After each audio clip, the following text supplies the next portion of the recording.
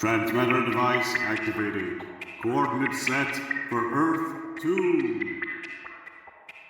Hey everyone, welcome to the Earth 2 podcast, your weekly exploration of the DC Comics multiverse and the legacy of their Golden Age characters through the Silver and Bronze Ages of comics. I'm Peter Watson. I'm Christine Panton. And I'm David Steele. Welcome back. Thank you for joining us. You join us for our third and final Road to First Issue Special episode. Is that right, Peter? It certainly is. We've been travelling to First Issue Special for quite some time now. Gosh. First Issue Special, of course, was DC's revival of the showcase type idea, an anthology book promoting new characters or revived characters with the idea that if they did very, very well, they would get their own series. And obviously, there are a few issues that are very pertinent to what Peter and I are covering in the podcast, which is why we did the Manhunter issue, why we did the Dr. Fate issue, and why next week we're doing the Starman issue. And in the prep for all this stuff, Peter had the fun Peter idea, very Peter idea. Well, do you want to explain it to the listeners, the fun idea that you had? Sure. Basically, throughout First Issue Special, I've been looking at the other characters and the other stories that we've not been covering and tried to find either Golden Age or fun alternate versions or analogues or references. Yeah, so that's what we've been doing as we've been going along. Yes. Lots of fun. I think my favourite out of all the stories we've done might have been the Tommy Tomorrow one. Oh, that was great. That was inspired by Warlord, because Tommy goes to the centre of the Earth where Scartaris is in DC Comics. So, exciting. Check out that episode in Road to First Issue Special number 2. We have to say, listen, we do enjoy doing the Portmanteau episodes. They're quite fun, and we'd like to think that maybe listeners aren't expecting them when we do them. It's one of these things, if we had unlimited time and money, we'd probably do more of them, and we'd probably get more voices involved and stuff just to kind of break it up. You know, obviously we did some of that with GS April, but you know. True. But before we begin our look at the final few issues of First Issue Special, we're going to have what Rich of the Weird Warriors podcast probably calls, if I remember it properly, a retroactive history minute. Friend of the show, friend of us all, friend of comics in general, Martin Gray. Hi Martin, if you're listening, commented on the post when we did our last Road to First Issue Special. And Martin pointed out that Crunch from the Dingbats of Danger Street has been involved and been a member of one of the more recent iterations of the Challengers of the Unknown team. Gasp. Oh, well. That was quite an interesting fact. Like, I love the Challengers, as does Peter. We have plans. One day maybe, who can say? And I've got like the most recent Challengers series, and I've got the most recent, more recent than that Challengers series. And have I read them? No, of course I haven't.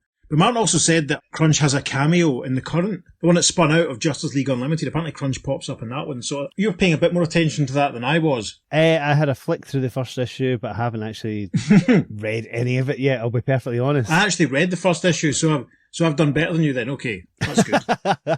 I thought you'd read the whole thing. That's terrible. Not yet. I was waiting till it's collected, sir. I used to like looking at the variants and going, ooh. The first couple of issues when like Batman and Superman and Wonder Woman all had Challengers of the Unknown style uniforms. Insane. They looked amazing. I know. So, in 15 years' time, when we're doing our Challengers of the Unknown podcast, you can look forward to some of those variants turning up on futuristic space Instagram or whatever it is by that point. It won't be a podcast, it'll be us preaching from a post-apocalyptic mountain somewhere. Yes, to each other.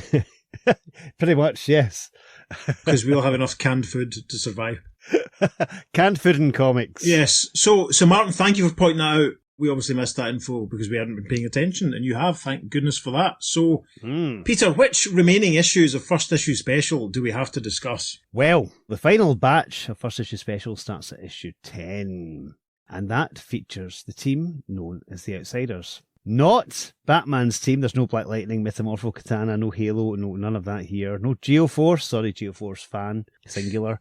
Yes, it's a different Outsiders. They're a bunch of misfits and outcasts created by Joe Simon and Jerry Grandinetti. And the lineup is Doc Scary, the Amazing Ronnie, Lizard Johnny, Hairy Larry, and Mighty Mary. Gosh. There we are. I've owned that comic for a while and I've never even opened it, so that's all news to me. Well, that came out in the 23rd of October 1975. So, as you know, I try and do a deep dive and try and find connections to the characters or the story or whatever. And I had several thoughts on which story to do to represent this issue. There's an Invisible Justice story from Smash Comics issue 4 that has a green lizard man in it, which I thought might represent Lizard Johnny. There's a Roy Raymond story from Detective Comics 155 where he encounters Mighty Marrow as opposed to Mighty Mary. Wow. It was one letter off Mighty Mary. That was a very, very close contender. Wow. The other main contender was Sea Devils issue 32, where the team fight an evil race called the Outsiders. Ooh. But to be perfectly honest, considering the Sea Devils are a wet team, it was a very dry story, and it was a very long story. That would have been fun. Things, but we are trying to steer it to be as sort of golden agey as possible, aren't we? Exactly. So the Sea Devils aren't really golden agey, really. That would have been interesting. Mm-hmm. Of course, where I come from, in West Central Scotland, someone says mentions or uses the term outsider, and I think the best bit of a loaf of bread. It most certainly is, especially a plain loaf, not a pan loaf. Absolutely. Strong agree. Thick cup mother's pride. Yes. Listeners, what do you call the best bit of a loaf of bread where you come from? Write into the earth2podcast@gmail.com and let us know. Well, you'll be glad to hear that I finally settled on a story. And, actually a character, really. A weird and mostly forgotten character from Batman lore called the Outsider. Now, to set up the scene, I need to tell you about Gotham Gang lineup from June 1964's Detective Comics 328, written by Bill Finger, with art from Sheldon Moldoff and Joe Giella. In this story, Batman and Robin are absent from Gotham, and while they're away in the Batcave, Alfred hears that a gang called the Tri-State Gang is meeting somewhere in Gotham City. Alfred finds a lead from files in the Batcave and sets out to track the gang down himself. He's a bit of a detective himself, you know. The dynamic duo return and discover Alfred is gone and decide to follow his tracks and go after the gang as well. But it turns out the Tri-State Gang have set up a trap for the Cape Crusaders, and Batman and Robin are almost crushed by falling boulders. Gasp. However, at that very moment, Alfred arrives at the scene, pushes them out of the way, and is killed by the tumbling rocks. Gasp. Alfred is dead. Alfred is no more. Batman and Robin, all they can do is capture the gang at that point. When they arrive home, though, Bruce and Dick are met by Dick's Aunt Harriet, who's decided to come to live with them after hearing about Alfred's death. She becomes a regular character up until around 1968. Now, this is the first time we see Aunt Harriet in any of the DC media. I think most fans probably think she was a creation of the TV series. Yeah, that's what I sort of thought or felt, yeah. Yeah, but she appeared in the comics first. Now, her origin's kind of interesting. This is a bit of a sidebar, folks, but I'll tell you anyway. Her origin's kind of interesting because she was created to help quash the rumours started by that nasty piece of stuff, Dr. Wertham's book, Seduction of the Innocent, that it was suspicious for Bruce and Dick to be living together. Sure. And here's a couple of direct quotes from the book. Bruce and Dick must be homosexual because there were no women in their home. That's one quote. Here's another one. It is like a wish dream of two homosexuals living together. I think if anyone's got a problem here, it's Dr. Wertham. Yes. Anyway. An added factor to Aunt Harriet's introduction is that it meant Bruce and Dick had to be more careful about concealing their secret identities at home, which fueled more stories, and obviously that wasn't concerned when Alfred was around. However, to honour his friend, Bruce Wayne created a memorial charity called the Alfred Foundation, which later became the Wayne Foundation. Now, I know what you're thinking, why wasn't it called the Pennyworth Foundation? And that's because Alfred didn't get the surname Pennyworth until Batman 216 from 1969. Wow. So he was just Alfred that whole time? No, prior to that, he'd occasionally, not very often, but he'd occasionally been called Alfred Beagle. That rings a bell. Anyway, I digress. That was good. That was a Scott Mendelsohn impression. I like it. He does that all the time. That was funny. So, with several issues published afterwards, many fans wrote in complaining about Alfred's death after 2 decades of being part of Batman comics. And of course, he was also a popular supporting character in the brand new Batman TV series. A plot was hatched to bring him back, and that led to the introduction of the Outsider. Now, the mysterious Outsider was behind the scenes of many of Batman comics of this time, pulling the strings of a lot of criminal activity. For example, in his debut story, he teamed up with the Grasshopper Gang, that was in Detective Comics 334. And then the Witch from Detective Comics 336, who was later retconned as the Disguised Zatanna. See our Zatanna's Search episode for more on that and my possible rant breakdown on that egregious retcon. Yes. Well, that's gone back a bit. That's gone back about exactly 5 years. And he also teamed up with Blockbuster, who will be featuring the podcast very soon, in Detective Comics 349 to enact more crimes against the dynamic duo. He had several other interactions with our Cape Crusaders, using chemical warfare against them to try and animate their weapons. Anyway, all of that finally brings us to this tale. Yes, we're reading the lead story from issue 356 of Detective Comics, published on the 30th of August 1966. I'm reading the story from my copy of Detective Comics 440, the 100-pager with the cover legend Ghost Mountain Midnight. Ah. So if you have that 100 pages to hand, listeners, but you don't have issue 356, you can read along, Hey. which is nice. Mm-hmm. I'm sure it's been reprinted elsewhere as well. It must have been, surely. But anyway. And before we get started, of course, in the time-honoured tradition, Peter will now tell us about the cover. We're in that era, folks. We have the go-go checks at the top. Oh, yes. Which means, of course, the Checkered Past podcast will either have covered this or be covering this at some point. Detective Comics, starring Batman with Robin the Boy Wonder, approved by the Comics Code Authority. Now, the main image on the cover. There's some interesting scientific equipment in the background. We have Batman at the front, and he is punching a strange figure. He seems to be kind of like made out of white, almost marble, with kind of like rocky bits on him, but he's mostly white. He has insane eyes and a big grin on his face. He's wearing purple trunks. And in the background, we see the top half of Robin. He looks panicked because the bottom half of him seems to be turning into a wooden box, a wooden crate. Anyway, Robin says, "Holy tombstone! I'm turning into a coffin!" And the white figure in the purple trunks says, "You're next, Batman. In 30 seconds, you'll be dead to the world." And the caption at the bottom reads, "The suspense is over. Batman's most mysterious foe unmasked at last. Inside story of The Outsider." Gosh. That sounds like a very self-aware, clever name of a Phil Collins or Sting solo album, doesn't it? Maybe I'll be. The Inside Story of The Outsider. Listeners, what's your favourite Phil Collins or Sting solo song? Write to Kenny at the Power of Three and he'll pass it on to us. Yes. Now, before we jump into the story, it's worth pointing out there's an advert in the inside cover of this issue, and it says, "For the first time on the motion picture screen, in color, Adam West as Batman and Burt Ward as Robin, together with all their fantastic daring-do and their dastardly villains too. Batman!" Yes, it's an advert for the Batman movie that was out at the time. You have Cesar Romero as the Joker, Frank Gorshin as the Riddler, Lee Merriweather filling in for Julie Newmar as Catwoman. Lee Merriweather from off of the Time Tunnel. Yes, indeed. And Burgess Meredith as the Penguin. There's the Batcopter in the sky behind them, the Batmobile underneath the Batman logo, and lots of movie-like blurb underneath. But yes, this is a fantastic advert. I love it. It's great. It's a fantastic advert for a fantastic feature film, let's be honest. Yeah. I'm pretty sure that when we did some stuff from that period, I posted a whole bunch of Batman-related advertisements and stuff. When we did one of the JLA stories where he was really heavily featured in the mid-60s. So listeners, scroll back on our socials a few years and there's bound to be a nice selection of Batman TV series-related adverts on our socials at some point. If I can find them, I might share the post again. Well, we'll see. Maybe not. Favourite bit in the Batman movie, Peter? There are some days you can't get rid of a bomb. Listen, listeners, I knew the answer to that question before I asked. I remember when it was shown, the movie was shown on TV, it must have been like early 80s or something, and we were around at the house of some friends of my parents, and their daughter was sort of talking about the bomb, and she was really worried the ducks would get blown up. Of course.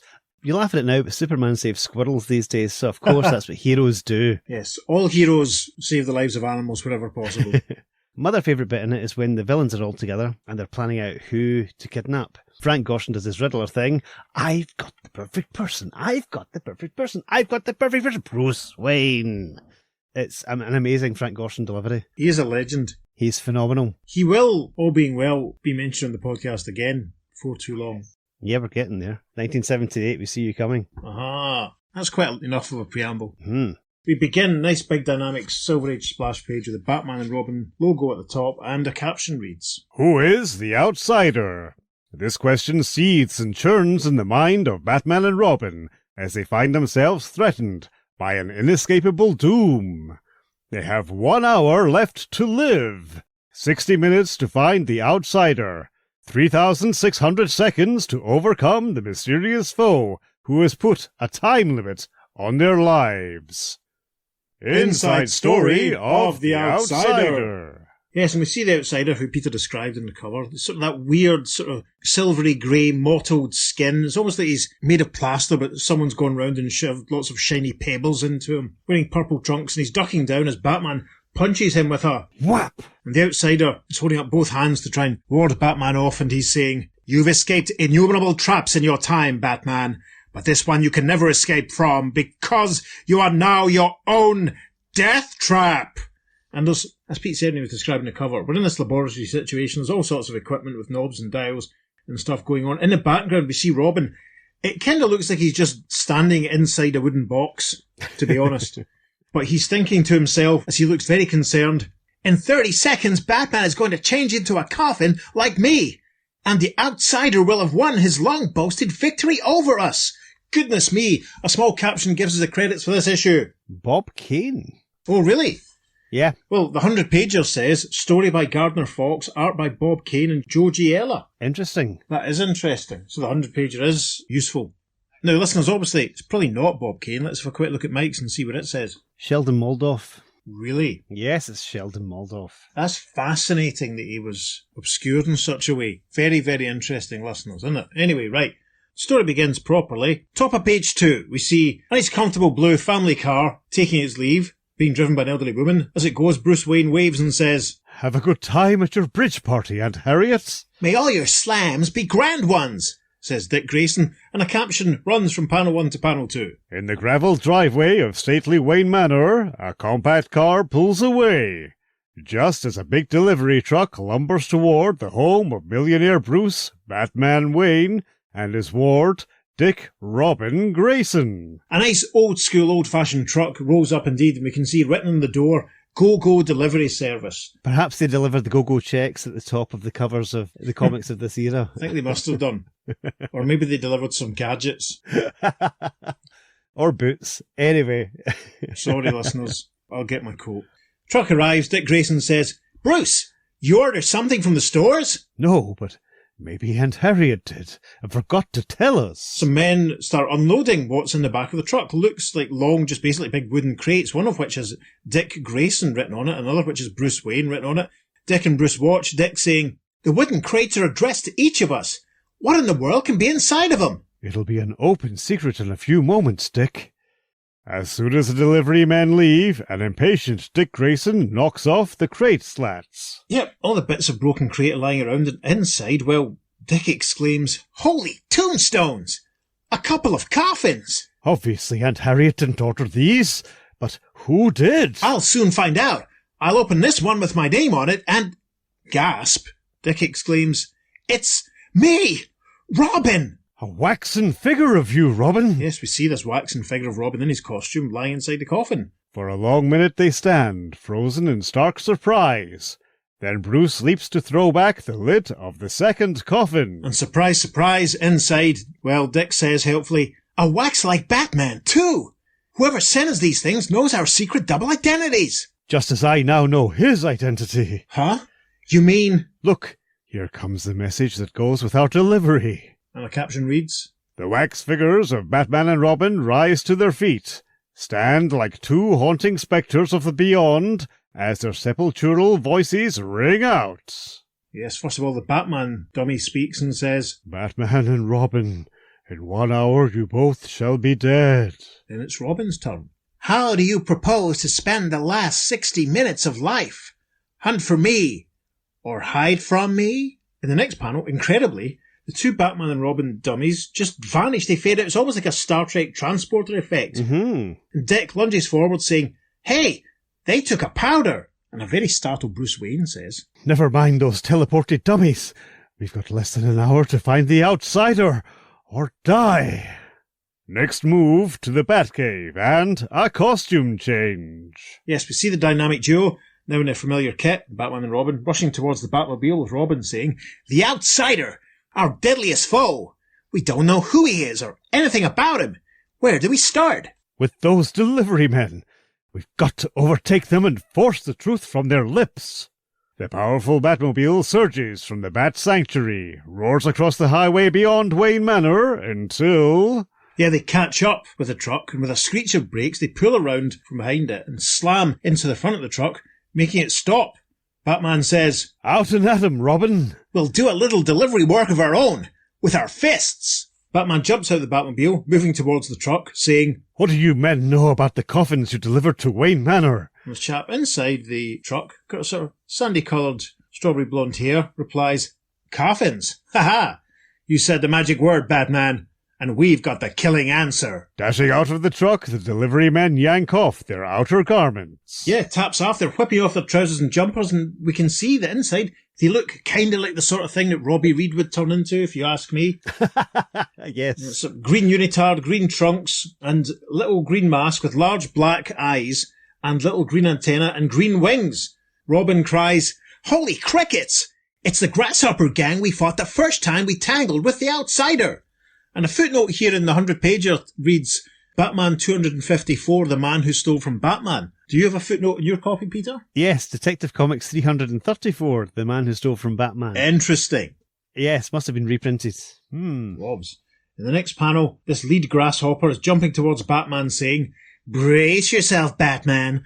I'm playing your Gotham Airport, and I'm going to land on you. And land on Batman's chest he does with a rump, sending Batman flying back towards the Batmobile. A caption reads, The reactions of Batman are those of a steel spring.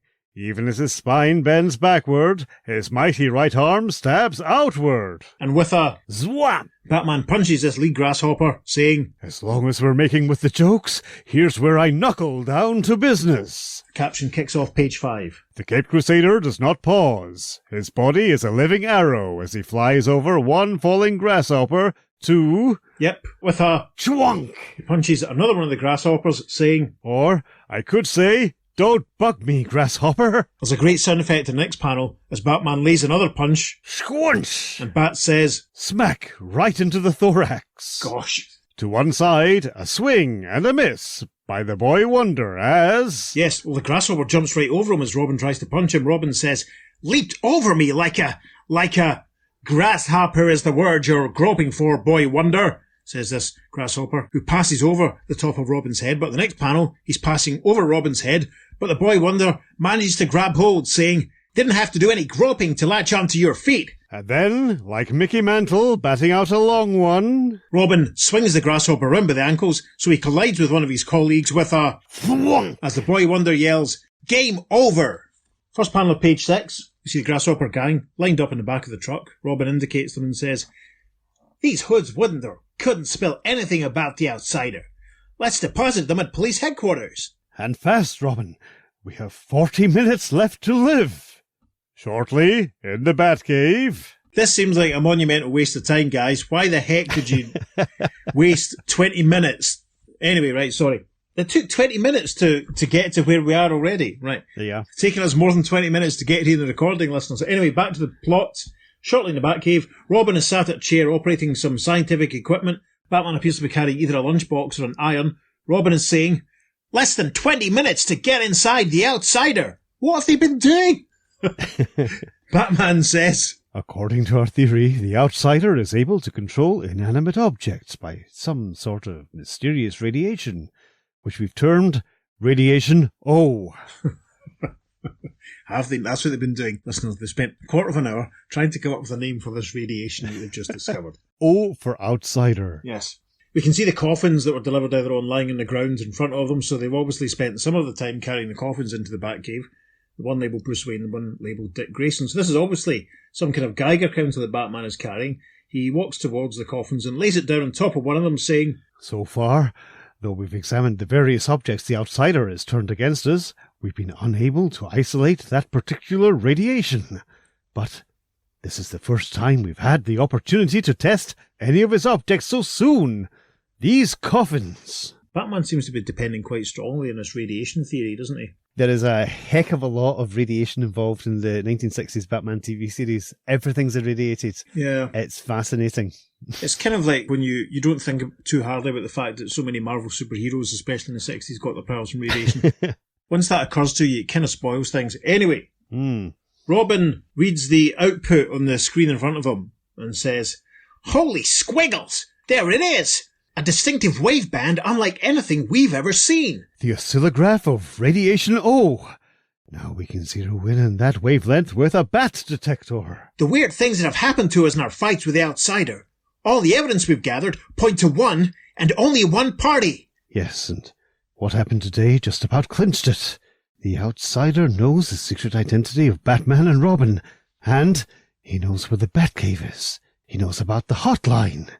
The only trouble is, the one person the outsider has to be can't possibly be. Yes, the outsider has to be Alfred, our butler, but Alfred is dead.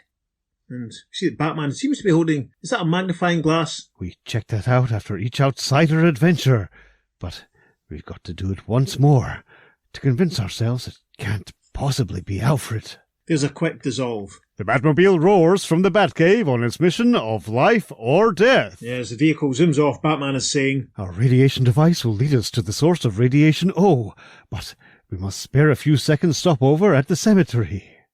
Here in Gotham Cemetery, in the Wayne family mausoleum, lies the last mortal remains of Alfred the butler. The coffin is opened, then closed again.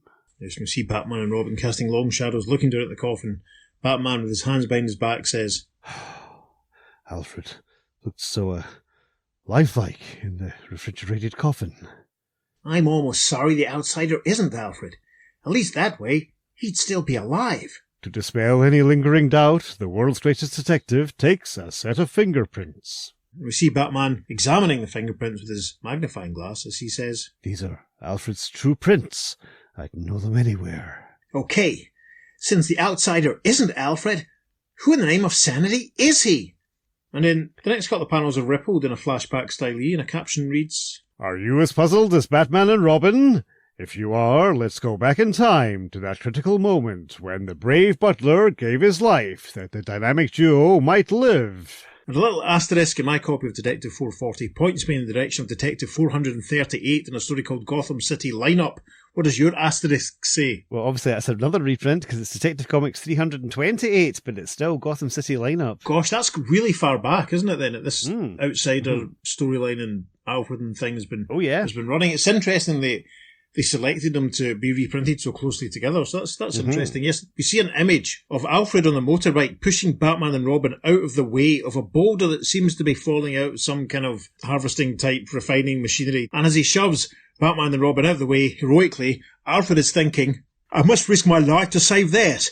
Shove them out of the way of that giant boulder. 3 days later, Bruce Wayne and Dick Grayson slow-footed away from the mausoleum that held the body of their faithful servitor. Yes, because what we see is basically what looks like a garden shed with the word Wayne written on the front of it.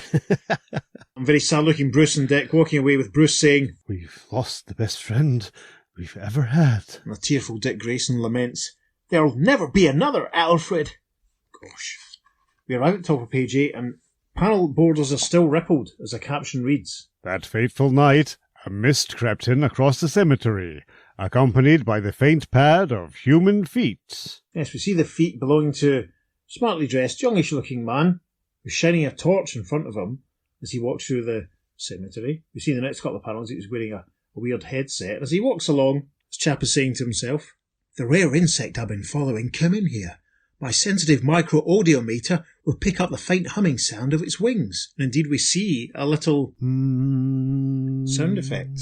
The caption of the next panel reads, This man was Brandon Crawford, physician, physicist, biologist, geologist. Searching for a way to tap into the hidden strength that all humans have. I was thinking exactly the same thing. Logopolis. All-around scientific genius. We should have got Brandon Peters to do his lines, shouldn't we? But not to worry. Brandon, do you fancy doing someone's voice? He's called Brandon. Anyway, we see Brandon looking up at the Wayne Mausoleum as he says to himself, What was that? My audiometer picked up a sound, like a moan, coming from inside that mausoleum. Can it be someone's alive in there? His eyes sparkled with wild curiosity as he entered the crypt, and he lifts the lid of Alfred's coffin. We see Alfred lying inside with a weird sound effect coming from him, and Brandon exclaims, Amazing! This man is alive! Alfred alive? But Batman and Robin saw him crushed beneath a massive boulder, saw him placed inside the coffin and interred in the Wayne family mausoleum. The pulse-pounding wind-up gets underway on the 3rd page following. Ah, that's interesting because the 100 pages just says gets underway on the next page following. Oh well. What's the rest of your page rounded out with? We have an advert for the daily newspaper strip of Batman and Robin, and also yet another advert for the Batman movie. Interesting. Which is quite exciting. Detective Comics 440 runs out the page with a very uncomplicated, text-heavy advertisement for the unexpected. I didn't expect that. Jokes. So we pass a full-page advert for Look What's New on Route 66. And it appears to be model car kits. That's what's new on Route 66. Also, 217 different stamps available for 25 cents. And the next page is a house advert for an 80-page giant Batman featuring Robin Dies at Dawn, Gasp, Batman Classic. Jr., and other stories. I think I used to have that one, actually. Ah, okay. I could be completely wrong. And a World's Finest giant featuring the caveman from Krypton, the alien who doomed Robin, the super foes from Planet X, and the alien Superman. Fantastic. Okay, so that brings us to part 2. Top of page 9, a caption reads, Inside Story of the Outsider, Part 2. and we're back with Brandon and Alfred. Brandon with his headphones on, looking at Alfred's body, which he seems to be lifting out the coffin. Brandon is thinking, I detected a very faint spark of life. I must rush him to my laboratory. Alfred is moaning and mumbling. We hear him softly saying, Save Batman and Robin. Must live. Brandon, wide-eyed, thinks, His will to live is fantastic, but it alone cannot stave off death. He staggered from the mausoleum and along the cemetery paths. Yes, we see Brandon carrying Alfred through the fog. Brandon saying, Instead of being embalmed, his body was kept under refrigeration to prevent deterioration. So, there's still a chance. Death can deceive even the finest doctors. And the little star takes us to... Editor's notes. Physics professor Robert Ettinger, author of The Prospect of Immortality, has said that death can only be defined in relative terms. He points to the hundreds of persons revived after drowning, asphyxiation, electrocution, and heart attacks. Biological death depends not only on the state of the body, Ettinger says, but also on the state of medical art. Well then, thankfully, there's not too much more of that. We see Brandon has crossed to his motor car, which is quite a large looking sort of golden orange thing in the reprint at least. He's opened the back hatch and he seems to be very gracefully shoving Alfred's body into the back of his car, thinking, perhaps I alone, for I'm a radical individualist, always experimenting, always finding new laws of nature and science, laws which orthodox scientists do not yet admit, can bring him back to life. Still wearing his headphones, Brandon gets a close-up. I quit college when I realised how much more I knew than my professors. They scoffed at my proof that what they call scientific fact was wrong. Because my ideas were so far-fetched, so far ahead of their time, I was forced to become a recluse.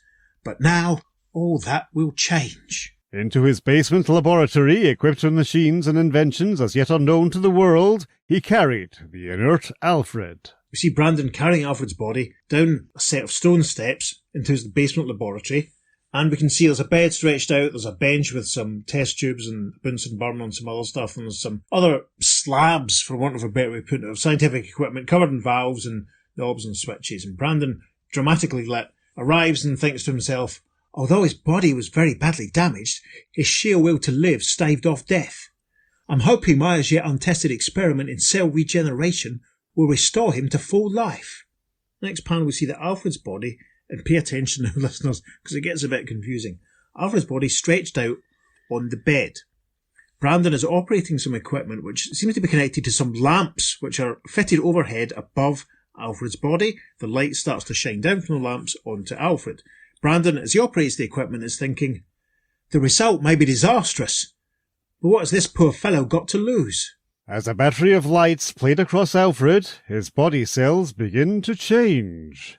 Then, a sudden flare-up, and Brandon Crawford also felt their eerie effect. In the background, on the bed, we can see that Alfred's form has changed. It seems to have taken on a sort of mottled, uneven, just poured out sort of cement sort of look. Calcified? Yeah, that's a good way of putting it, smarty boots. Yeah, it's all right, that's fair. In the foreground, Brandon looks terribly alarmed. He puts both hands up to his face and cries, oh, my own cells are being regenerated too. Not only the man on the table, but I myself am being transformed into something else. The man who was Brandon Crawford slumped unconscious onto the floor as the cell regeneration machine hummed on.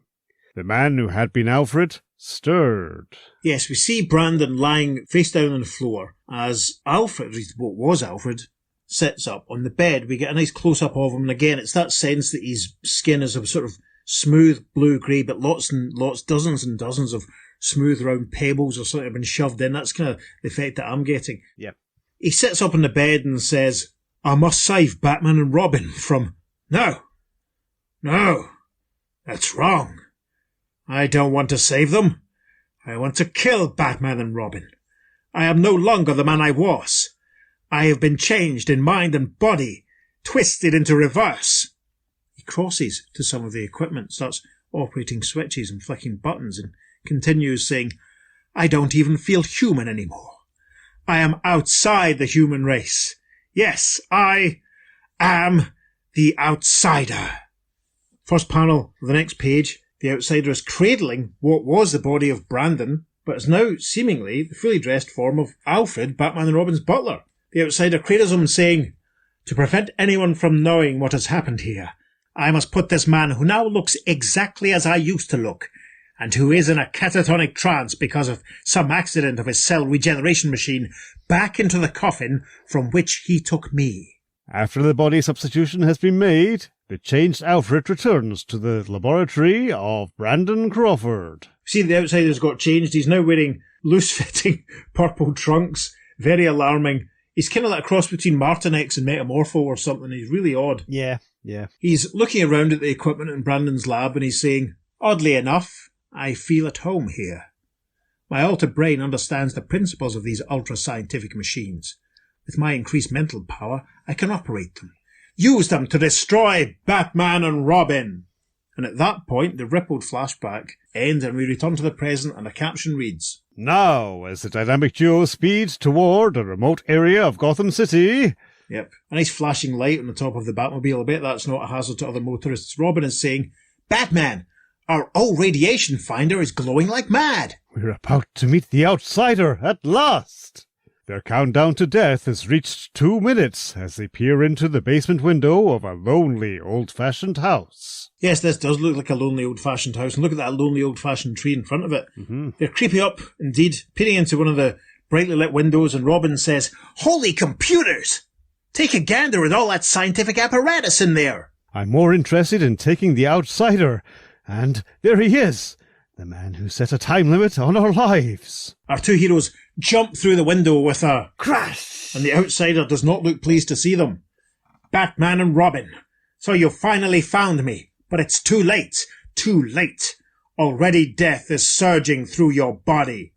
A defiant Robin raises a fist and says, There's enough life in me yet to knock you out, outsider. With the speed of a bullet, an X-ray machine zips across the room, and... Yep, it knocks Robin onto his back. Boy Wonder manages to catch it, stop it from hitting him as he yells, Ow! How'd that fly across here? And we see that the outsider has gestured. And he's saying, Whatever I have touched, I mentally control. What a double triumph this will be for me. Menaced by metal microscopes, pelted by palladium projectors, slammed by silver scales, the masked manhunter drives on. Yes, very dynamic panel of Batman basically being hit with all the scientific equipment, test tubes and flasks and scales indeed and jugs all flying towards him and breaking and bouncing off him as Batman moves forward defiantly saying, Outsider, I'm going to get you, if it's the last thing I ever do. He moves towards the outsider and deals a punch with a whop sound effect saying, It's time you went flying, outsider. He sends another punch to outsider's midsection. In the next panels we hear a cry suddenly yelling, Batman! Help! Batman spins. Robin, changing into a coffin. Yes, bizarrely, the Boy Wonder has vanished from the waist down and his lower body has been replaced by shiny wooden coffin. Good grief. The outsider recovers his breath and says, You've escaped innumerable traps in your time, Batman. But this is one trap you can never escape from, because you are now your own death trap. Batman gets a dramatic, very Adam West looky-likey close-up as he thinks, The outsider can control any inanimate object which he has touched, and which Robin and I also have touched. It's a two-way setup. When Robin and I touched his coffin delivered to us, he completed the circuit. Robin touched his coffin half a minute before I touched mine, so I have 30 seconds to find a way to stop myself from turning into a coffin. I must be right the first time. I have no margin for error. A lot going on in this panel. We can see the broken scientific equipment on the floor. We can see the outsider is still grasping his stomach, and indeed that Robin has fully transformed into his casket. Terrifying. Batman turns towards the scientific equipment, thinking, Since Robin and I had 1 hour to live, some machine in here must take an hour to warm up before converting our atoms into the shape of a coffin. If I could shut it off, it might save us. But with only scant seconds left, how can I possibly figure out which of all these machines it is? gasp. With a harsh cry of triumph, the caped crusader leaps. Yep, he jumps towards one machine. There's a couple of dials in the front of it. He moves towards them thinking, This is it! The only machine it could logically be! and then we get a bit of a werewolf break and a caption reads, Did you deduce the way Batman did? Which machine had changed Robin and would change him into a coffin? The captioning resumes for the final panel of page 13. His hands twist the 2 dials on the machine. Turn them off. Batman turns to the outsider and says triumphantly, There! That does it! With 1 second to spare! That was lucky. Outsider replies, I'll get you yet, Batman. Destroy you utterly. And a caption says, continued in third page following, and we pass a lovely double-page spread for See the new superheroes Saturdays on CBS, including Space Ghost, Frankenstein Jr., The Lone Ranger, Dino Boy, I don't know Dino Boy at all, there's Superboy, and Crypto, the Superdog, who is currently, as we speak, flying across our big screens at the moment, and The Impossibles, who are Coil Man, Fluid Man, and Multi Man, not the Challengers of the Unknown villain. No. So yes, Saturdays on CBS. Space Ghost there, the absolute bane of our lives. Yes, Dynamite, stop doing a gazillion variants for your Space Ghost comic. Yeah, no one buys them, guys. Come on. No one's interested. It's a waste of paper and ink. Sort it out. No one asked for a grim and gritty reboot of Space Ghost, No. let's be honest. And then we arrive at the top of page 14. The action resumes with a caption. Batman whirls, his mind seething with rage, powering his fist. Batman lets out the left hook, which sends the outsider flying, and he lands on the bed in the laboratory, saying, knock me against the activation lever of the regeneration machine. And indeed, we see that his right hand has struck the lever of this machine. Reeling back before the intense flare of the regenerator machine lights, the Caped Crusader stares down at... We see the outsider's body starting to change. There's a moustache forming on his face as Batman kind of shields his eyes from the glare, but says, Great thunder! His face! Changing under the lights, becoming more human, more familiar. And indeed, in the next panel, after the effect of the regeneration light wears off, a very familiar figure indeed sits upright on the bed, prompting Batman to say, Alfred, you were the outsider, but your body in the mausoleum. Oh, please, sir, let me talk. Tell you what happened. Before my memory of the outsider fades completely away. Breathlessly, the ex-outsider pours out his story, and then collapses when the changeover to Alfred is completed. Yes, we see Batman cradling the unconscious form of Alfred, and Batman looks mighty concerned as he thinks, Poor Alfred. His very love for and devotion to Robin and myself became warped and twisted by this malevolent machine. But his story shall be my secret. Alfred must never learn the truth. I saved Alfred, but have I lost Robin? A moan turns his attention to... the coffin that had stood there a second ago has gone, and the boy wonder has been restored. Robin says, Oh, I had the peculiar feeling that I'd been changed into a coffin. Just at the flash of the strange feeling he's been turned into a puppet on that cover. Logopolis. Nothing has ever been more Logopolis, ever. Yes. Batman is delighted to see his friend restored and says, You were changed, Robin, just as Alfred was. With a sob in his throat, the boy wonder leaps forward. because he's seen the familiar body stretched out in the bed, and he cries, Alfred? Here? Alive? Yes, but he must never know he was the outsider. I think the news of his treachery might kill him, so great was his devotion to us. We'll have to cover up his absence as best as we can. And there's a slow dissolve as you arrive at the top of the last page. The caption reads, From the Wayne Mausoleum, the dynamic Joe returns Brandon Crawford to his laboratory, restores him to his normal self. Yes, we see Brandon in his nice purple suit, sitting up in the bed. Batman and Robin in front of him. Batman, casting a mighty shadow, says, Go see Bruce Wayne at the Alfred Memorial that name will have to be changed. Perhaps to the Wayne Foundation. They'll have an opening for a scientific genius like yourself. And a delighted-looking Brandon says, I'll be accepted, at last. One mystery yet remains unsolved. Robin turns to Batman and says, All right, Batman, spill it. How'd you pick out the one machine among so many that was turning me into a coffin? Since we were marked for a double death, since the outsider boasted his would be a double triumph, I chose the only machine in the room that had 2 dials. There is a slow dissolve. A caption reads, Then, at long last, comes the day when a fully cured Alfred returns to the Wayne Manor. Yes, we see Bruce and Dick and Alfred entering into a big plush room. Aunt Harriet is there, dusting away, God bless her. Bruce says, Aunt Harriet, isn't this wonderful? Alfred has come home again. Aunt Harriet replies, I'll go and pack my things. Now that your trusty butler has returned, you won't need me anymore. Nonsense, Aunt Harriet. We all need you. Holy relations, I'll say. Then Alfred says, Indeed we do, Mum. May I venture to say that I need you most of all, since I'm not entirely well yet, and your cooking will speed my recovery. Oh, bless you all. I'll go and prepare a dinner to celebrate our reunion. And a tiny caption then reads, The end. That was quite a deductive leap, wasn't it? Going for the one machine that had 2 dials. All of it was. I mean, this story is absolute nonsense, and I love every bit of it. It makes no sense whatsoever. It's the most comic book explanation of anything ever, and it's adorable. It's great. It's literally a case of we need to get Alfred back somehow, some way, shape, or form. This. No, I did enjoy it. I mean, for the time, like when was it? When did we say it was published? 66. It's quite involved. It's quite substantial.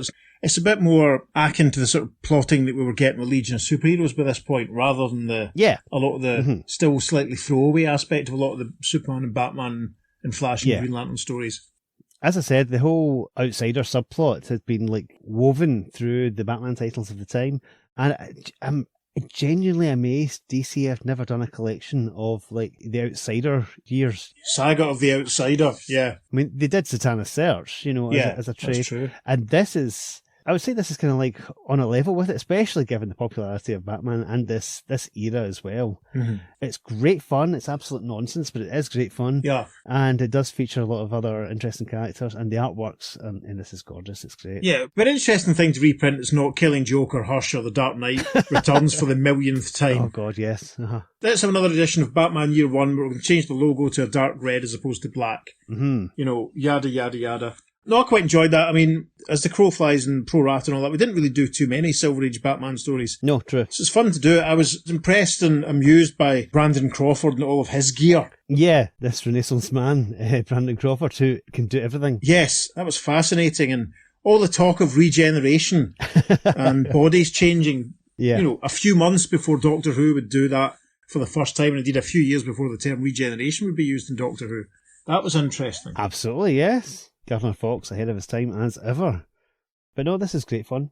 The Outsider, as you said, is Lucas, kind of like a bit like Martin X and Metamorpho. It's kind of got that. It looks like he's not a person, he's more like a collection of chemicals. He looks kind of rocky, but not in the way that Ben Grimm does. Yeah. It's like a weedier version, if you know what I mean. He doesn't look as menacing, but he does look really creepy. No, agreed. Especially for the time, it's quite an unsettling sort of character design, as it were. Mm-hmm. I mean, the Outsider has returned. Alfred has become the Outsider again a couple of times. Yeah. So that is still in the pre-crisis continuity, but obviously there was a Flashpoint version of the Outsider as well. That's right.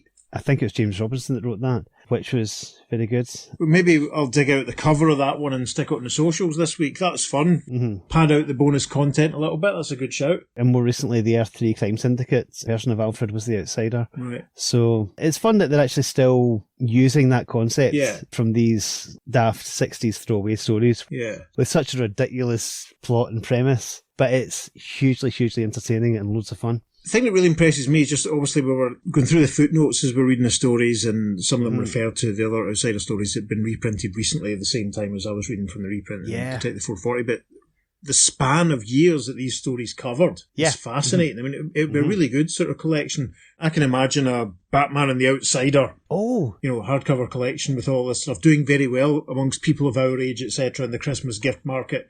DC Comics, if you're listening. There you go. The name was right there all that time. Who would have thought it? Batman and the Outsider, of course. What else would they call it? Well done, sir. That's all right. It felt like an easy one, to be honest. It's an interesting one to do, because obviously that's the first, perhaps the only appearance of Aunt Harriet on the podcast. True. I was fascinated at the casual way that equipment had been devised that would change a living human being, clothes and all, into a coffin and then back again at the flick of the switch. There must be a way of exploiting that level of technology for good. I hope Brandon, when he joins Wayne, has Brandon ever come back? Not to my knowledge. No. Tom King, are you listening? Or whoever writes Batman these days? We're going to get the absolute version of Brandon Crawford before too long. I think Brandon should team up with the Silver Age Crimson Avenger and do lots of work for the Wayne Foundation and basically making lots of great tech for Batman and for the good of humanity, to be honest. That's what they should be doing. I think that's an excellent idea. Strong agree. I think Batman's position as perhaps the world's greatest detective is in question at the fact that he didn't realise that Alfred was still alive when he put him in his refrigerated coffin. Yeah, they kind of seem to kind of gloss over the details of why exactly that was the case, didn't they? Yeah, you think there'd be some sort of legal process to go through when someone dies. Yeah. But perhaps not in the 60s if you're a millionaire. Who knows? You'd think they would carry out some kind of examination before the funeral, before the interment. Or maybe, Alfred being English, perhaps, he was not employed legally by Master Bruce. Right. And Bruce is trying to cover it up. This foreigner working for him cheaply. That's a law. Perhaps that's the case. Who knows? And it's like, Alfred's dead. Let's not do any paperwork. Let's just shove him in a freezer and put him in our mausoleum. That's fine. Nothing to see here, Dick. As you were. Move along. Oh, Aunt Harriet. No, there's nothing to see. Alfred, who? Yeah, we could probably talk a little bit more about this one, but we've already gone quite long and we've still got another story to get through before this episode. So we're now going to jump to the letters page. Which is from Detective Comics 360. So the first letter goes like this. Dear editor, for the past 15 minutes I've been sitting here trying to think of a different way to open this letter. Open brackets. To catch your eye, don't you know? I can't do it and you're to blame. This letter was originally intended as a protest against some of the things you have done to Batman since the advent of the new look. Don't breathe a sigh of relief yet, because it still is. Now I can't, however, give you both barrels as I planned, and I reiterate, it's your fault. Not being the world's greatest two-finger typist, I kept putting off the chore of this letter. Now I sit here staring at Detective 356, trying to figure out how I can write my critical letter with that issue laughing at me behind my back. To put it bluntly, the inside story of The Outsider was magnificent. And they've put magnificent in italics, listeners. It had all that hard-hitting action of the new look Batman plus the mystery, suspense and deduction typical of the Batman of the 40s and 50s. I don't have to go into a long dissertation about the artwork. You know it was great and I know it was great and I never argue with someone who is on my side. Now for the barrel of criticism I promised, and to be honest listeners, none of this is really relevant to the story, so we'll skip that and tell you that this letter came from R.L. Thomas, Capron, Illinois, I think. We wondered in the prep if this could be the same R. Thomas that would go on to have a great career at Marvel and write the All-Star Squadron in the future, but I don't know, was Roy working at Marvel yet by 66? I can't remember. Not sure, but I've dug out my copy of Justice League of America #1 because there is a letter from Roy in that, and in there he's from Jackson, M.O. Where's M.O.? So not Missouri? Missouri. Which is very close by. That's Steve's neck of the woods. So R.L. Thomas, and this one's is Roy Thomas Jr. So I don't think it is that, Roy, I'll be honest. Probably not. Editorial response really just deals with the other things that R.L. Thomas want to talk about, so we'll just move on to the second letter. Dear editor, although you probably were pressured into doing it, I say thumbs down to the revival of the greatest supporting character who ever lived, Alfred the Butler, due to the fact that Alfred still lived in the TV adaptation of Batman. I assume that Alfred had to be reincarnated in the magazine to avoid confusion. When Alfred sacrificed his life to save its crime-fighting employers, I applauded the extremely fine way in which his death was handled. I guess that all comicdom removed their hats for one of the greatest uncostumed crime fighters to have lived, and died. I also applauded the introduction of the mysterious outsider. The fact that a villain knew Batman and Robin's secret identities and only used his knowledge to try and murder his enemies intrigued me, to say the least.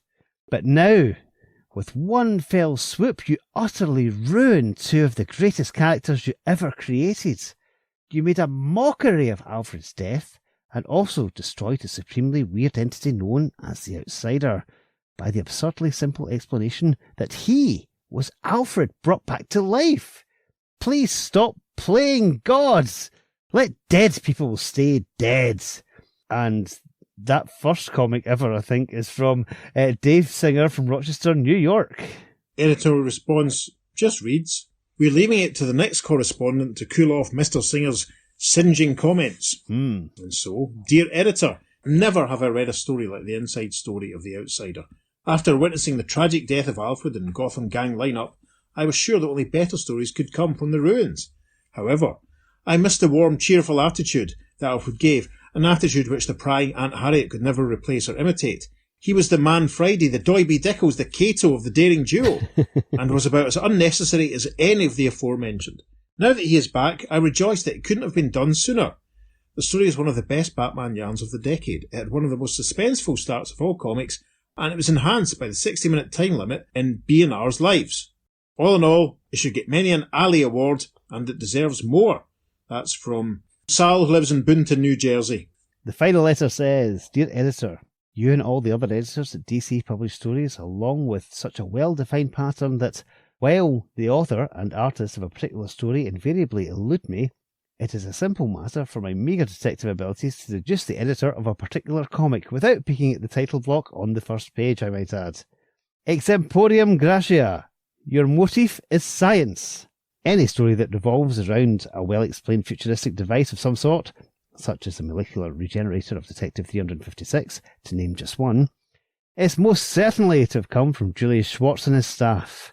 Your occasional scriptwriter, Robert Kanigher, likes to utilise the emotional complexities of a hero to a certain situation as a springboard for a story, and he does so effectively, witness Flash 161, Case of the Curious Costume, as covered in this podcast, and Mr. K's superb war magazines.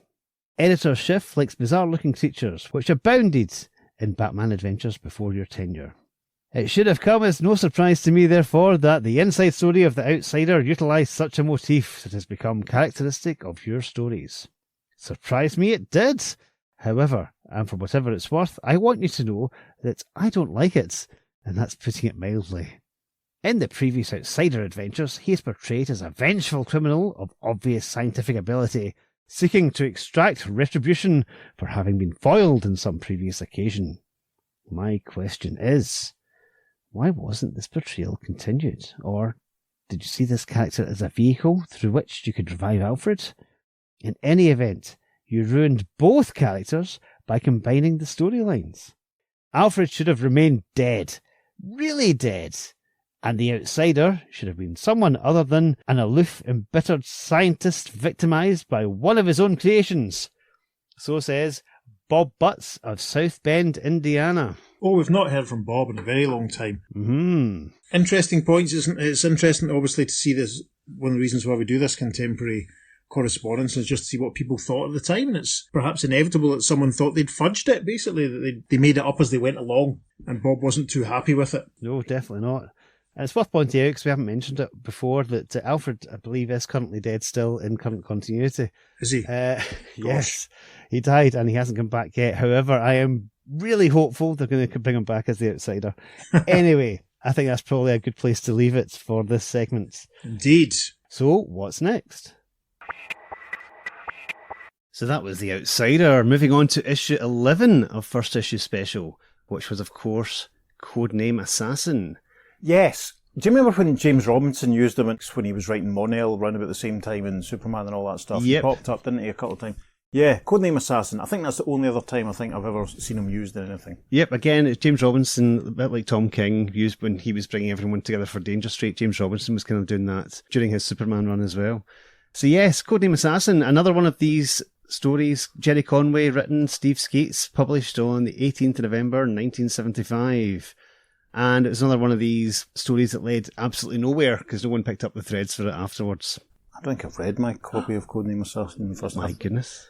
The cover's quite funny. Oh, the cover's great. Yeah, it's like the guy on the boat saying, "We're safe. That assassin guy would have to walk on water to get to us now." And you see literally Codename Assassin and he's a very Atlas Comics looking character, isn't he? Yes. So he's almost like running across water, but he's hovering above it, and there seems to be some sort of energy coming from his belt to his feet. Yeah. And he's got his gun drawn, mask on, ready to possibly assassinate the guy on the boat. Oh, I'm not about to say I would hope so, but otherwise, no.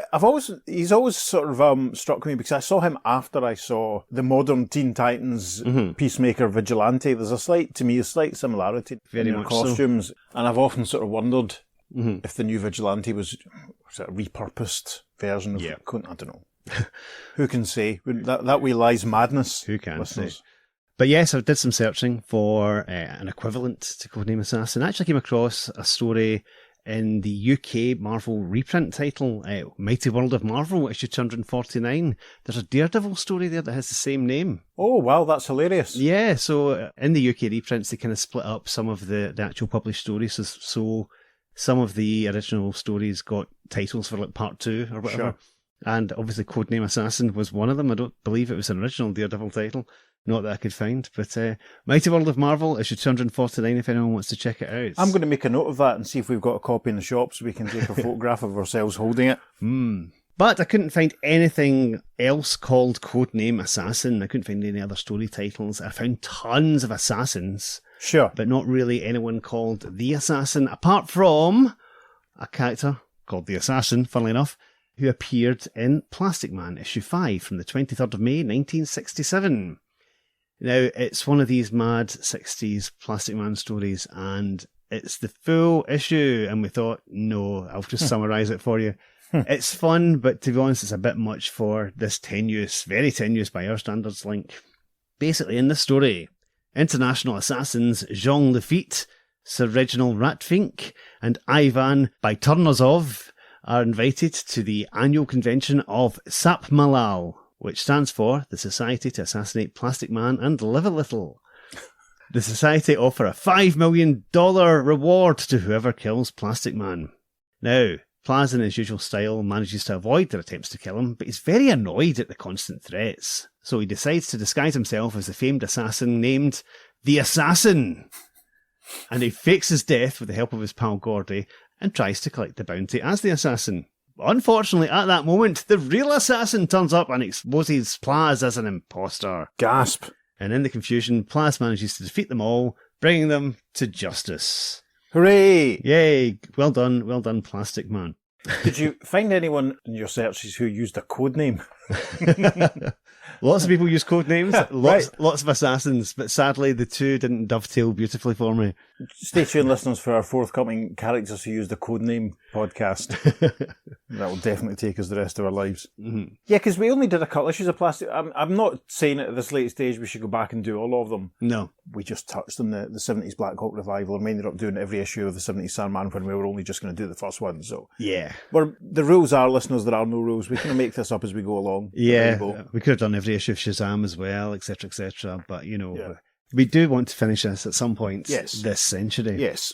So that brings us on to issue 12 of First Issue Special. Now that was Starman, the blue-skinned Starman, and of course David and Steve will be covering that in a special episode next week. We certainly will. We recorded it yonks ago. You did indeed, yes. And it's been in the can, edited, all ready to go. Good. As we speak. Good. It's sitting, I can see it on the shelf over there, just waiting for Peter to plug it into the big machine, That's it. to plug it into the internet and send it all out via the beep, beep, beep, beep, beep. I'll activate the informatioscope and send it out into the ether. Yeah, it was quite interesting because we recorded it and then a week later a comic was published and we had to go, oh, right, hang on. So anyway, but you'll find all about that next week if you haven't worked out already. So what was after issue 12 of First Issue Special? The final issue of First Issue Special, issue 13, which is, a surprise coming after issue 12. And it was the return of the New Gods. Now, the New Gods as characters last appeared in Mr. Miracle issue 18, and that was back in 1973. Wow. And this is obviously January 1976 this came out. So they have been off the table for a good few years Yeah. at this stage. Yeah, it's always been interesting how, even though Kirby created them and all that, they were kind of like, so much more has been done with them without his involvement. Yeah. And there's been a lot of attempts over the years to kind of revive them or fold them more closely into proper continuity, and sometimes they last. I mean, there's a series being published just now, obviously. Yes. Our pal Logan has been hovering around the variants, shall we say. I've said this in the past, I'm sure, I've never been fully hooked on them. But it's interesting. I do think they add a lot of... Mythology? Well, no, I just thought, like, there's a sort of... Not the word I'm struggling for is texture for some reason. They add an extra little bit of depth and sort of resonance to certain to the main DC universe. I think Yes. I think the main DCU is richer for them being involved. Like remember when Orion and Light Ray were in the Justice League for a little while. Yeah. But I do think that Darkseid's becoming the big bad that everyone knows about all the time is maybe a little bit of a step too far. I think. Maybe. But yeah, it certainly did bring a more cosmic aspect to all of DC continuity, pretty much, because let's face it, it was really the main cosmic aspect of DC was the Green Lantern Corps. Sure. Really, to be honest. Yeah. You had some Adam Strange, you had some Strange Adventures. Captain Comet hadn't been published for ages at this stage.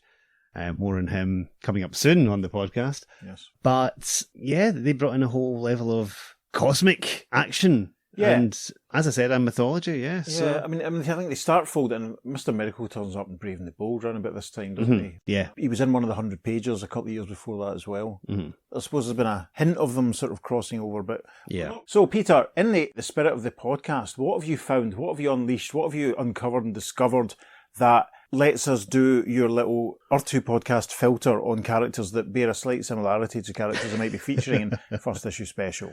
Well, the cast of New Gods in this issue were Orion, who's sporting a new superhero costume as opposed to his warrior look, Light Ray, Highfather, Metron, Big Barda, and Mr. Miracle. They were all your heroes here. Now, fairly recently, Jeff Johns brought out his new Golden Age special. Yes, coming up 3 years ago, would you believe? Oh yeah, there you go. Okay. It's crazy to think it's been that long. Where he teased he was going to do something with the Golden Age Mr. Miracle, which of course was Thaddeus Brown, who appeared in the first issue of Jack Kirby's Mr. Miracle. That was his first appearance.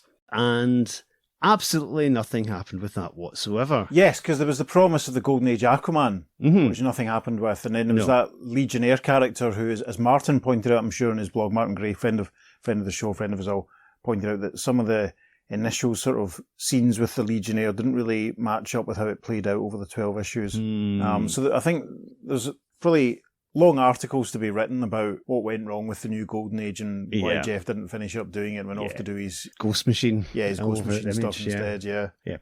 But of course, that so-called Golden Age Mr. Miracle was a creation of the Bronze Age, literally when Kirby moved to DC. But in my research, I found an actual Golden Age superhero called Mr. Miracle. Listeners, when Peter told me about this, I was speechless. I swore when I got the power of speech back, but my jaw dropped and it kept on dropping. Unbelievable. Now, he wasn't a DC character, he wasn't a Fawcett or a Quality Comics character. He was published by a company called, I think it's Hollyoake, I'm not entirely sure how you pronounce it. He appeared in Hollyoaks? Yes, he was in Hollyoaks. What? No doubt he'll be in Strictly next year. So, can you imagine? I'm imagining it right now. Yes, I'm just going to open up some kind of AI image generator and see what we can do about that. So, Hollyoake was a publishing company who existed back in the Golden Age, and they had probably their main character most people know about would be Catman, right? Who has been, some of his stuff's been reprinted quite a lot. They also acquired Blue Beetle for a while off of Fox Publications when they went bust. But yeah, they ran for quite a while, and they had some really talented people working for them at different stages. Joe Kubert was working for them. Carmen Infantino was working for them. Dan Barry was working for them. And they did a lot of good stuff and had some great creators working for them. But, as I said, I discovered there's a golden age Mr. Miracle who appeared in 2 issues of Captain Fearless comics, issues 1 and issues 2. And he also appeared in a Hollyoake special, which basically was a reprint book that repurposed some old strips. And weirdly, the special was called Mr. Miracle Comics, but it didn't have a Mr. Miracle story in it. It basically just used the splash page for his second appearance as the cover. Wow. But the rest of the story isn't in the comic. I'm rolling my eyes at whoever was responsible for making an absolute dog's breakfast of that, listeners, aren't you? Oh, yes. What a tangled web we weave. Mm-hmm. Gosh. So let's go back to Captain Fearless issue 1. Yes, published in August 1941, according to the Grand Comics database. We couldn't find it on Mike's, so make of that what you will. Mm-hmm. You're going to have to tell us about the cover. The cover, Captain Fearless Comics, August, it says at the top, 10 cents. It's in a fantastic kind of red, white and blue shield. Very nice. Featuring the great new adventure character, Captain Fearless. And he's a guy who looks a bit like a cross between Tomahawk and Davy Crockett. Yes, real Davy Crockett vibes. Yep. And he's got his raccoon skin cap on with the tail hanging down. He's got kind of like the leather looking outfit with all the tassels coming off it. He's punching a hood whose hat's flying off. There's a couple of Nazis, it looks like, at the front. One so shocked his monocle's falling out. Gosh. And there's another one who's giving serious side eye. In this issue, 10 complete new features. All stars, all thrillers. Including America's new hero, Citizen Smith, son of the Unknown Soldier. One of the greatest adventure strips ever created. Will we do the Unknown Soldier on the podcast? Don't know, maybe. We might do this version at some point, but we certainly will cover some of the DC Unknown Soldiers exploits. He's going to pop up in Brave and the Bold before too long, and there's an issue of DC Comics Presents we'll probably do. In the same way that we've done the Batman Sergeant Rock stories, we'll do the superheroes meet the Unknown Soldier stories, because it's always interesting reflecting which Earth he could be on. Yes. And just to run through some of the other stories in this, you've got characters called Sergeant Dick Carter, Alias X, Wow. Diamond Jim, Wow. Captain Storms. That's very interesting. Yes. Does that mean there was adventures of Captain Storm of the Losers from 2 universes? 2 realities there were 2 of them. Can you imagine? Yes, it was the guy who, spoilers, died in the New Frontier, and the guy who, spoilers, featured in the Crisis special. Both of those 2 irreconcilable death guys, etc. Blah, blah, blah, blah, blah. And of course, Citizen Smith, the aforementioned son of the Unknown Soldier. Which is very amusing to people like you and me of a certain age from this country who remember the popular sitcom Citizen Smith. Starring Robert Lindsay, Power to the People. Power to the People, yes. as Wolfie Smith of the Tooting Popular Front. Yep. Miss Victory, right? Who I think is the same Miss Victory that AC Comics picked up and used in Femforce. Okay. I could be wrong in that. I've not done any research on that at all, but off the top of my head, I think it is. Corporal Rusty Dugan, Nervy Dan. Nervy Dan. Nervy Dan. That's like a Vic Reeves and Bob Mortimer character. Davy Crockett as well. Right. But the final story is the origin of Mr. Miracle. Yes. Penciled by Ray Wilner, apparently. And that's the one we're going to bring to you now, listeners. The opening splash image is very dynamic. Along the top was a sort of cloud bank with a large miracle balanced on a very small mister to the side, and standing in front of this cloud bank, wrapped in a massive, all-enveloping purple cloak. It's a very, very focused-looking gentleman. There's flames behind him. There's a skull lying in the foreground with a snake crawling out of the eye and looking up at this chap that's swathed in purple, and the caption reads, Mr. Miracle, master of men and possessor of all the strange odic powers of the cosmic. Here begins the fantastic story of this new Robin Hood, who, by a trick of fate, acquires unbelievable control over eerie forces, which he uses to bring freedom and justice to all oppressed people. And there's a sort of insert panel showing a very dramatic, big Golden Gate-style bridge, with a very lively sky happening behind it. When we arrive at the top of page 2, a caption reads, A lone figure climbs over the guardrail. A long moment of hesitation. Then a sudden step to the edge. And a leap. Down into the dark oily waters he plunges. A split second later he crashes into the river far below. Yeah, that's told over a sequence of 4 panels. We see a silhouetted form standing at the edge of the bridge. We see him a bit more clearly in the next couple of panels because he's dressed in green. His hat falls off and follows him as he plummets into the water. Meanwhile, up on the bridge, a speeding car screeches to a stop.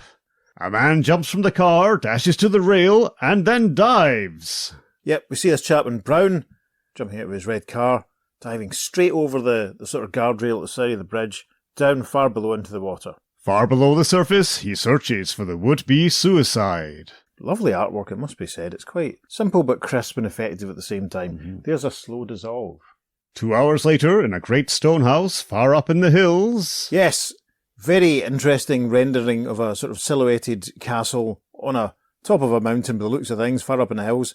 In the next panel, this chap who has rescued the suicide is carrying the man in the green suit into the building. There's another silhouetted form of a man wearing what looks like a white lab coat, and the man in a white lab coat can be heard saying, "Carry him up to the tower, quickly, we haven't much time." And the man who rescued the suicide says, "This man is dying, Professor Reitz. You will have to work fast." 15 minutes later, the unconscious figure is placed on a long table. We get a good look at him here, just a youngish looking man, sort of reddish brown hair. We see Professor Reitz. He's a sort of, as you imagine, sort of smock type lab coat, swept back brown hair, a very pointy goatee beard. See some tanks of some kind of liquid or gas in the background, and the professor is examining the man who was pulled from the water. As Professor Reitz throws the switch, the table moves up toward the ceiling, facing a huge mirror. Yes, we can see the mechanism underneath the table, raising it up. We can see the reflective surface of the mirror. As the mechanism starts to work, the professor says, "And now, Sango, we are ready for the test. And if the mind ray works, well, we shall see." For nearly 24 hours, the old scientist anxiously awaits the outcome of his experiment. Yeah, next panel we can see the silhouetted form of the professor gesturing, as we also see the man who was rescued from the water still lying on the upraised table. The professor says, "Enough, Sango. Shut off the controls and lower the table." We see Sango in the next panel. He kind of looks like Professor X, doesn't he, Peter? He does, yes. Even wearing a sort of blue suit and an orange sort of reddish tie. Mm-hmm. If you visualise Professor X, then you're laughing. The table obviously is dropped down, and the professor says, "We must wait until he awakens. Then we'll see." And Sango says, "All right, Professor, you can hand over those plans now." We see that Sango has pulled a pistol on the professor, who says, "Sango, what is the meaning of this? Put down that gun. Is this a joke?" "No, Professor, this is not a joke. I have worked with you for 5 years, watching and waiting while you toiled to complete the mind ray. Now, I shall take the credit for the invention. My country will pay me well for the ray. Even at this moment, my Confederates are waiting for the plans." And then colour seems to drain out of Sango's suit here as he's suddenly dressed completely in white. There's some bad printing. But we see him swinging a fist and breaking some glass and flasks and test tubes and other things in the laboratory as he says, "First, I will smash this equipment so no one can duplicate the mind ray." Then he crosses to the door, standing in the doorway in silhouette. There's a lot of silhouetting going on in this story. Take a drink, listeners, every time I mention that someone's in silhouette. Sango stands in the doorway and says to the professor, "And now that leaves you, Professor Reitz. We are the only ones who know of this device, but with you out of the way..." He brings the pistol up and fires, saying, "I hate to do this, Professor, but of course you realise that dead men tell no tales." Is that an episode of Police Squad? Everything's an episode of Police Squad. There's a slow dissolve, a caption reads. Half an hour later, And the young man, who we don't know his name yet, obviously the chap who jumped off the bridge at the start of the story, he sits up on the table, rubbing his head and his neck. He sees the professor lying on the ground, and he says, "Where am I? Hey, who's that?" Crosses to the professor's body, examines him and says, "You've been shot." And the professor wakes up enough to say, "You have recovered. It worked. I saved you from committing suicide. I have given you something to live for. You have power. Power that will make you master of men. My assistant Sango has stolen the plans of the ray. You must get them and destroy them. You alone must be the only person to benefit from the ray. It has given you power to perform miracles. Go now, the plans. Destroy them. See the young man holding the professor's body. As he expires with his dying gasp, he manages to say, but promise that you will use your power solely to help others and to rid this turbulent world of its evildoers. And he's gone. The young man says, I promise. The plans will be destroyed. He examines the professor again and says, he's dead. If what he said is true, I can perform miracles. Maybe I can disappear. As he speaks the word disappear, there is a puff of smoke, and he vanishes from the room. Indeed, that's what happens. There is an awful lot of say what you see captioning in this story. The caption for the next panel then reads, A second later, he reappears in a strange garb. Yes, there's another puff of smoke and a burst of green light, and this young man now stands wearing purple hood cloak, and he's totally wrapped up. We see in the next panel, though, that he wears a very smart green suit underneath it. He puts a hand to his head as he observes to himself, Whew! This is fantastic! To think that I have all this power makes my head whirl. Miracle! Miracle!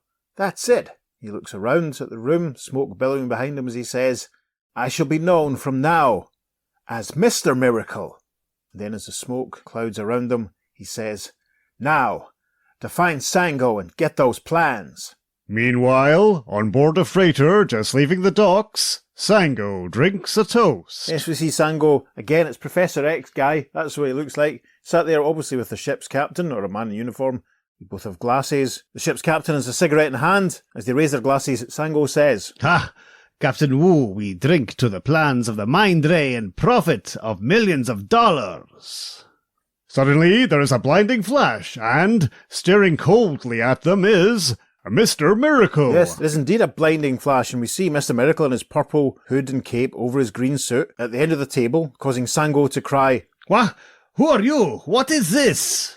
Drawing his pistol, Captain Wu aims at Mr. Miracle. The captain stands, points his pistol. Mr. Miracle gestures, and the gun instantly turns into a snake. Yes, Mr. Miracle gestures, and there are a couple of flashes of magical lightning, very like the ones Dr. Fate used to fling around. And indeed, there's a huge flash of energy around Captain Wu, and his pistol is gone.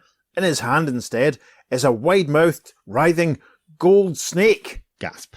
Suddenly, the door bursts open, and two armed sailors rush at Mr. Miracle. They do. Mr. Miracle turns. As he raises his arm, Sango dashes madly out of the room. Yes, so Mr. Miracle raises his arm in the direction of the two new arrivals. There's another crackle of white lightning above his head, and another caption reads, The men fall back in astonishment.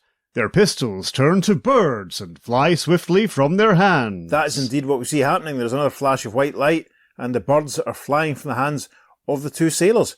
Goodness me. Leaving the sailors standing in amazement, Mr. Miracle hurries after Sango. Yes, we see him sprinting across the deck of the ship now, as he says, Now, to find those plans. As he runs out of the cabin, Sango faces him with a drawn gun. Yes, the gun has been drawn by the artist, whoever he was. Yes, it's very confusing geography here, because it looks as though in the previous panel, Mr. Miracle is already outside, but now he seems to be leaving the cabin with outside in the view behind him. It's very odd. Sango points a gun at him as Mr. Miracle stands in the doorway. Sango says, So, you come after the plans of the Mind Ray. Instead, my friend, you shall get a bullet. Put that gun down, Sango, or better yet, I will take it from you, says Mr. Miracle, and a flash of white lightning emanates from his forehead.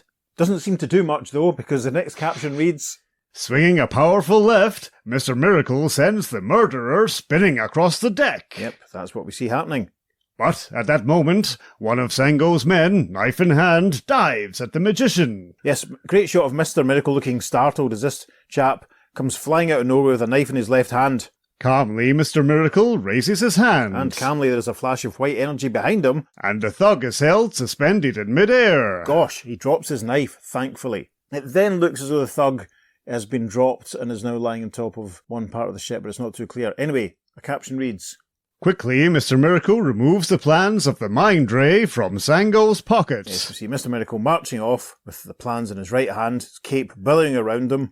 Stepping to the rail, he drops them overboard, and, as they float down towards the water, he makes a gesture. Yeah, great shot of the paper floating down towards the water. Slowly the plans transform into a small fish that swims rapidly away. Yes, Peter's getting all the fun here, isn't it? With the CBC capturing. Indeed, this story's in the public domain, isn't it? Yes. Yeah, so we'll be putting the whole thing in the socials, listeners, so don't you worry, you'll be able to savour it for yourself. Yes, indeed, the papers slowly indeed mutate into a little happy-looking goldfish who swims off. There's another slow dissolve. Meanwhile, at the city police station... We see a plainclothes senior policeman with a uniformed cop behind him. The plainclothes senior policeman is holding a piece of paper. Reading it, he says, What's this? A message? It says Professor Ritz has just been found murdered. Suddenly, a blinding flash fills the room. Yes, and we see the back view of the cloaked Mr. Miracle apparating into the room with a traditional white energetic flash. The cops are stunned. The plainclothes guy drops the message as Mr. Miracle says, Look on the freighter Sea Star. There you will find the murderer. The senior policeman says, But, who are you? How did you know who killed Ritz? How did you get in here? You can never know. That is one thing I cannot reveal. Maybe it's a miracle. Good day, gentlemen. Till we meet again. Pulls his cloak up towards his face. A caption reads, With a farewell wave and an enigmatic smile, Mr. Miracle vanishes in a cloud of smoke. He certainly does, and the two policemen can only look on in astonishment. And then another caption rounds out events, saying, Mr. Miracle reappears in another mysterious adventure in the next issue of Captain Fearless Comics. Well then, that was the best 6-page story we've ever done. That was fantastic. It was terrific, you might say. Yes, Mr. Terrific. Because one of the things that, in the reading of this, we both picked up on is a kind of a parallel between this and the origin of Mr. Terrific, the DC Comics character. Yep, Sensation Comics #1. Of course, this is the original Mr. Terrific, Terry Sloan, not the chap who we all know from the Superman movie, Michael Holt. Yep, and Mr. Terrific, of course, Terry Sloan, he was a guy who had mastered pretty much everything. He mastered business, he mastered science, he was an athlete, etc., etc. The Man Who Was Bored with Life is the name of his first story. Yes, and basically, at one stage he's thinking, I've done everything, what point is there to life? Yep. So I'm reading from the archive here, and there's a scene in which he's driving along a bridge, and he's thinking, a change.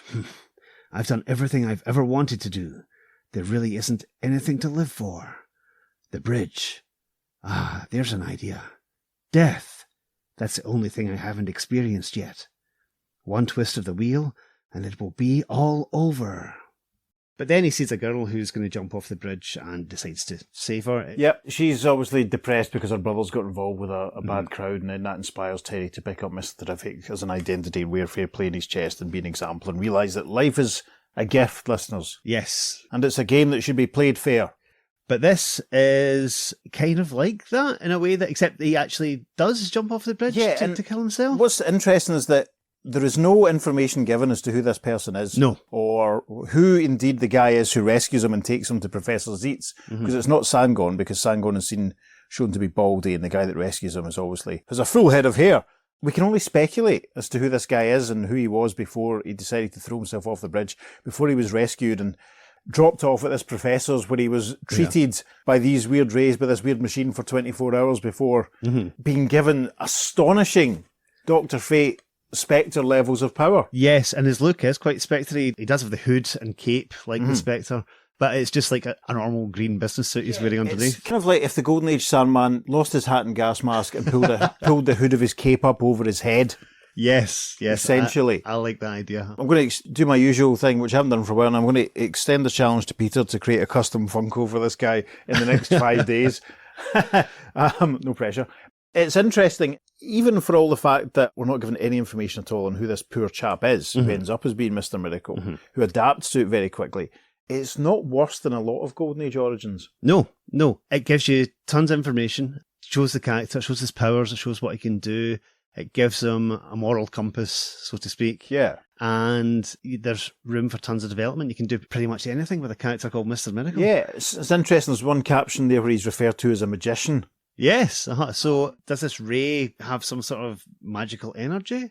It did seem to be science-based. Yeah, I mean, that's the thing. Many questions. If he'd been revived by someone before now, I'm sure they would have filled these gaps in. I kind of want to read the second story now. Well, the second story is, again, there only are 2 stories with this guy. It's Mr. Miracle against a Nazi U-boat. All right. And he grows to be a giant, just the way the Spectre used to do occasionally. Right. and he tackles the Nazis. It's mostly him punching them, I'll be honest. Right. Because he does like to use fisticuffs, but he does grow to a giant, and it finishes. But Mr. Miracle raises his hand, and with a smile is gone. Another amazing feat of Mr. Miracle in the next Captain Fearless comics. And of course, there never was. Gosh. Seems to be style for taking his leave, isn't it? Mm-hmm. An enigmatic smile and a wave. Yeah. I quite like this character. I like him a lot, yeah. It's interesting to think, like, Jeff Johns was going to do a Golden Age Mr. Miracle. Mm-hmm. Obviously, it was probably going to be a riff on the Scott-free sort of costume and all that sort of thing. Yeah. But it's really interesting to wonder if Jeff knew about this guy and maybe he might have incorporated him into it somehow. I don't think so. I think if anyone was going to do it, it'd be James Robinson. I could see that. Or Roy Thomas. Jeff's done a bit of, a fair bit of this sort of integration and reusing. So, I mean, the costume that Legionnaire character they introduced in that Justice Society series was very reminiscent, because I thought it was going to be the twist that, I can't remember which issue of Adventure Comics it's in. It's around about 312, 316. Mm-hmm. And there's a character who wears this sort of dark suit with this metallic sort of helmet, this almost sort of armour thing, and it's revealed to be Mexoplex. And I was convinced it was going to go down that line, but then it ended up being Mordru, and I was like, what? So, there's just done a little bit of thieving from the past here and there. Yeah. I mean, there was so much potential in that new Golden Age sort of thing, and it's just sound and fury when it was all launched. We got the Wesley Dodds miniseries and the Jay Garrick and Alan Scott series, and then it all just sort of fizzled out. I mean, I have to be honest, I'm not enjoying the Jeff Lemire series that we're getting at the moment very much at all. A lot of it feels like a retread of stuff we've had before, like, Obsidian gone bad. It's not really Obsidian, and, Yeah, I know what you mean. It all feels very familiar, but I'm hoping, we'll persevere, we'll stick with it. And I'm not, God, wouldn't it be great if Jeff Lemire listened to the podcast and thought, maybe I'll do something with the Golden Age Mr. Miracle and I'll use this guy from Captain Fearless. Could do. I mean, it is a public domain character, so there's nothing stopping anyone from using it. Obviously, I think the Mr. Miracle name will probably be trademarked, so you probably couldn't call him. Yeah. I've not looked into that, but I'm sure DC would probably have that nailed down. Yeah, I think so by now. But, I mean, Roy could easily have folded this character into All-Star Squadron. Oh, yeah, absolutely. Definitely. And I suppose in some ways, if DC were to use it, there'd be nothing stopping them from using the name. Mm-hmm. It's fascinating to sort of think that the Scott-free Mr. Miracle was a legacy name. Yes. There was another character that existed. I wonder if Jack Kirby knew about this when he created Mr. Miracle, because I couldn't see any work he'd done for Hollyoake, but that doesn't mean to say he didn't. I mean, all of the studio work, they went around lots of different companies, especially when Jack was working with Joe Simon. They basically did a lot of stuff and banked it, and then it went to different companies, sometimes behind the backs of other publishers. Mm-hmm. So that they could get the most bang for their buck, as it were. Of course. It's interesting to sort of speculate whether or not Jack was aware of this character or not, but it's also, I mean, it's quite a good name. It's a great name, yeah. The alliterative aspect of it, and as you said in the preparation, it's basically, to all intents and purposes, a cross between the Spectre and Mr. Terrific, and it's a fascinating sort of thing to consider that, the similarities between them are so strong. It's Absolutely. really, really fun to imagine that maybe someone deliberately riffed on them, or just imagine if DC had got a hold of it and there had been a story featuring Mr. Terrific and Mr. Miracle and the Spectre. If only. Can you imagine? I'm imagining it right now. Listeners, as we said, these stories are public domain, so I'll put the second story in as well. Oh yeah, good idea. Into the photo album when I put it up on Facebook. Cool. Later on this week from when you hear it. The Golden Age Mr. Miracle. Who knew? Peter Watson knew, that's who knew. I knew. I know. Amazing. What Mr. Miracles lie in the Golden Age. Did you know, listeners? What did you think of this Mr. Miracle? What did you think of Alfred as the outsider? What did you think of Plastic Man being the assassin? Why don't you write to us and let us know? You can email us at theearth2podcast@gmail.com. Make sure you follow us on social media, because we're putting up lots of lovely bonus material, including these full Mr. Miracle stories.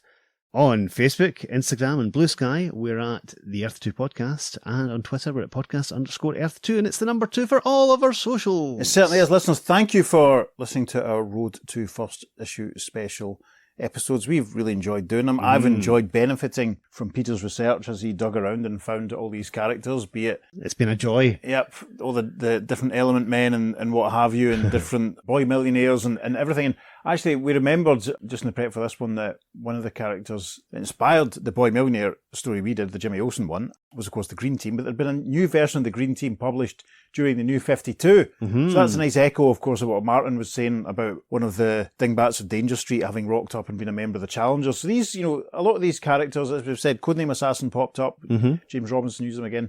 Some of them obviously were more established, like Creeper and Metamorpho and the New Gods. But of course, Steve and I will talk next week about the fate of the the Starman from first issue specials. I mean, there was a lot of good ideas that turned up and a lot of characters that were used again. And of course, all these characters were used very, very well, I'm assured, in the Danger Street series, which I should probably really go and finish. Ross did a really good thread in his podcast where he was basically doing each issue of Danger Street and each issue of First Issue Special as they were coming along. So we would encourage you to go back into those episodes of Stop Let's Team Up and give them a listen. Absolutely. On that bombshell. I've been Peter. And I've been David. I will see you next week with Steve. It's Peter's turn for a week off, and we'll be back together in a fortnight on The Earth 2 Podcast. Transmatter Cube activated. Return coordinates set for Earth Prime. Batman whirls, his mind seething with rage. What?